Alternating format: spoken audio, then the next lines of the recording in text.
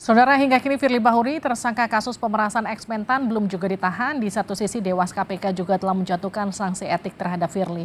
Bagaimana analisis terhadap sanksi etik dan jerat pidana dalam kasus ini? Kita akan bahas bersama Kepala Divisi Hukum Mabes Polri tahun 2008 hingga 2010, Pak Arianto Sutadi. Pak Arianto, selamat malam. Selamat malam, Mbak. Selamat malam, Mbak. Bergabung juga Ketua IM 57 Plus Institut Muhammad Praswat Nugraha. Mas Praswat, selamat malam. Selamat malam, Mbak. Selamat malam, Pak Arianto. Siap. Saya ke Pak Arianto dulu ya. Pak Arianto, penahanan memang kewenangan penuh dari penyidik, tapi pengalaman Anda, kenapa Firly Bahuri sampai sekarang belum juga ditahan, Pak Arianto? Ya, kalau saya melihat ini proses hukum, Polda Metro mencoba menerapkan profesionalisme yang paling tinggi ya, karena yang ditangani adalah seorang tokoh Polri.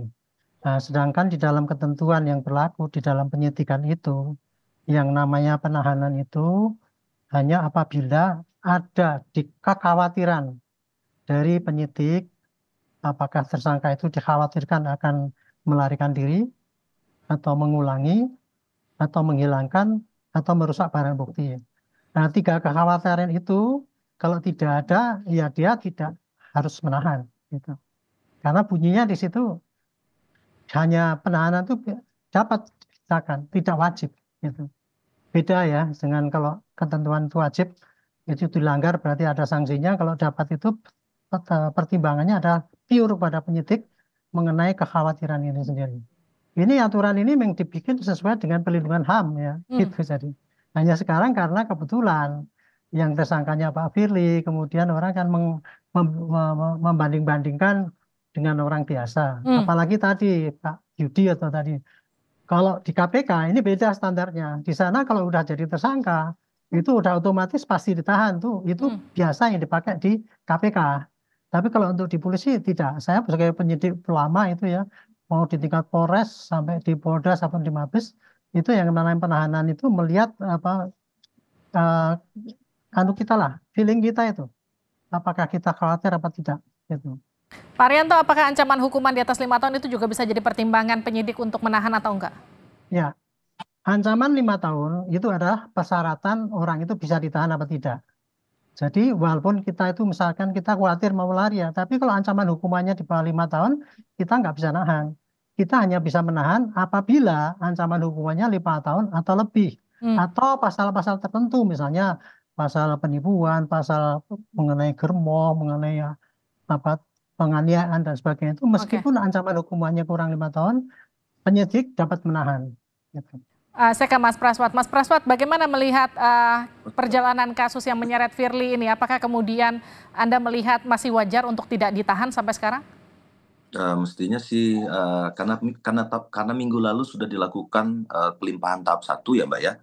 Jadi P19 sudah dimulai minggu lalu hari Jumat, dan kemudian sudah dijawab juga oleh rekan-rekan kejaksaan, sudah dikembalikan berkasnya dan sudah diisi isian ada tuh P19 itu. Kalau kami dulu penyidik itu kan mengisi salah satunya, mungkin ini Mbak ya, salah satunya ada bukti-bukti yang harus dipenuhi, dan yang sudah pasti itu berkas perkara itu dilimpahkan tuh berikut tersangkanya.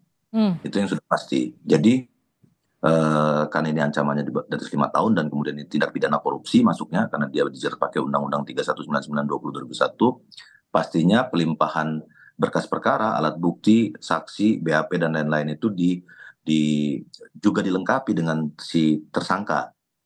Mestinya hari ini ya Mbak ya, setelah proses pra peradilannya sudah selesai dan sudah dimenangkan oleh Polda Metro Jaya, juga aliran uangnya juga sudah dibuktikan di praper di PN Jaksel dan sudah lengkap semua, dan sudah dinyatakan hakim bahwa alat-alat bukti yang disampaikan oleh teman-teman Polda Metro Jaya terkait aliran uang, terkait dengan bukti pertemuan, handphone, ponsel dan lain-lain yang sudah disita dan lain-lain, dan itu dinyatakan hakim cukup alat buktinya untuk dilanjutkan untuk dilaksanakan penyidikan. Maka seharusnya hari ini pemeriksaan malam ini yang sampai sekarang belum keluar juga ya di Bareskrim, Pak Firly seharusnya ditahan.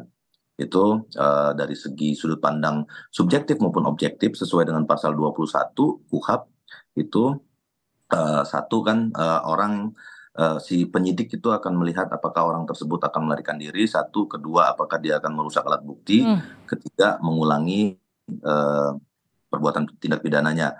Kalau yang mengurangi perbuatan tindak pidananya karena sudah direkomendasikan pemecatan dari sidang Dewas tadi siang jam 11, itu saya pikir enggak, dan lagi pula sudah dinonaktifkan ya oleh Presiden.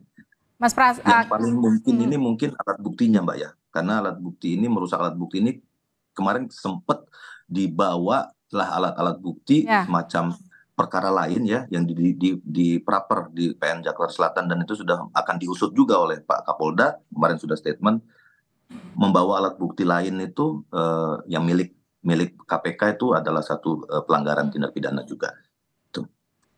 Bagaimana dengan analisis Mas Praswat, Pak Arianto? Ya, itu bisa saja analisis seperti itu ya. Tetapi hukum yang berlaku itu tidak ada yang namanya bunyinya harus ditahan itu. Ya tadi seperti kalau di KPK dia bisa dikatakan ini harus ditahan karena kebiasaan yang di sana. Karena kan sana kan KPK dulu kan ingin menimbulkan efek jerak pada pelaku dan sebagainya. Kalau di polisi ini ya, yang namanya tindakan penyidikan profesional itu ya harus sesuai dengan ketentuan yang berlaku. Ketentuan yang berlaku itu hanya bunyinya hanya dalam hal penyidik itu khawatir itu lari atau mengulangi atau menghilangkan barang bukti, barulah dia menahan. Nah, dia tidak melakukan penahanan. Yang penting nanti gini aja, ketika berkas itu setelah oleh jaksa dinyatakan lengkap, nah barulah polisi itu harus menjamin tersangka, barang bukti dan berkas itu diserahkan ke kejaksaan. Itu ukurannya nanti di situ itu. Gitu. Pak Arianto, tapi kalau kita melihat dari background Kapolda Metro yang kemudian pernah di KPK satu angkatan dengan Firly di Akpol tahun 90, ini apakah jadi beban sebetulnya menurut Anda terkait dengan ada potensi bias, kenapa kemudian Firly korelasinya tidak ditahan, ada nggak hubungannya ke sana? Enggak, saya kira. Kan itu kalau seandainya ada korelasi, pasti Pak Firly tidak diproses sama Pak Kartono. Kan gitu. Ternyata kan sekarang sudah diproses secara profesional. Penyidiknya itu si Simanjuntak juga mengatakan betul-betul profesional, bisa diuji nanti secara transparan dan sebagainya. Ini sekarang ini tinggal membuktikan lah, kan udah mulai kelihatan ini. Dulu kan Pak Firly itu dituduh melakukan pelanggaran begini-begini kok dibiarkan kan gitu kan. Nah sekarang di Kode Dewas sudah menjatuhkan. Nah ini sekarang tinggal Polda Metro nih. Serius apa enggak? Seriusnya adalah nanti menyerahkan berkas itu ke kejaksaan dan menyerahkan tersangka itu dan barang buktinya ke kejaksaan. Itu ukurannya itu. Jadi bukan ditahan apa tidak ditahan ukuran. Mas Praswat, bisa nggak kemudian kasus ini Anda lihat akan diusut secara terang benderang, secara transparan, sehingga kemudian masyarakat bisa yakin bahwa pengusutan kasus ini bisa clear begitu? Tuntas. Seharusnya saya sih optimis 100% Mbak ya, sejak kemarin diujinya di Praper itu sudah dikeluarkan semua alat buktinya dan seluruh masyarakat bisa melihat itu secara terbuka karena sidang pengadilannya terbuka untuk umum, maka kita semua bisa melihat berapa kali transaksi, ada aliran uang berapa kali, penukaran di money changer itu berapa kali dan lain-lain, sampai hari ini juga di P19 juga ya. Seperti kata Pak Arianto tadi, di P19 dan P21 nanti akan dilimpahkan berkas perkara berikut tersangkanya. Nah, malam ini kan ada pemeriksaan, Mbak ya. Saya sih optimis 100%. Saya yakin malam ini memang setelah pemeriksaan ini akan ditutup dengan proses penahanan. Sebagaimana catatan-catatan di P19 harusnya ya. Kalau sudah P19 itu mestinya permintaan jaksa itu harus lengkap berkas perkara dan si tersangkanya, karena nanti jika dilimpahkan tanpa tersangka itu nanti akan kembali lagi catatannya P19 tidak lengkap berkas perkaranya. Itu Mbak. Kalau Anda yakin bahwa akan ada penahanan, tapi kalau kita lihat statement dari kuasa hukum Firly yang optimis sekali bahwa tidak akan ada penahanan, menurut Anda apa unsur yang membuat beliau optimis? Ya, tadi saudara PH tadi kan sempat mengatakan bahwa kooperatif, tapi juga kita harus ingat bahwa sprint membawa saja sudah disiapkan oleh Pak Kapolda Metro Jaya ya pada kesempatan yang lalu, dan itu sudah disampaikan sama dia. Jika sampai satu kali lagi mangkir, artinya hari hari Rabu ini mangkir, itu akan dilakukan penangkapan melalui sprint membawa, karena di dalam penyidikan ini jika saksinya hadir tidak masuk dalam DPO ya, ada keberadaannya, dia sprint membawa namanya kalau dalam proses pemanggilan.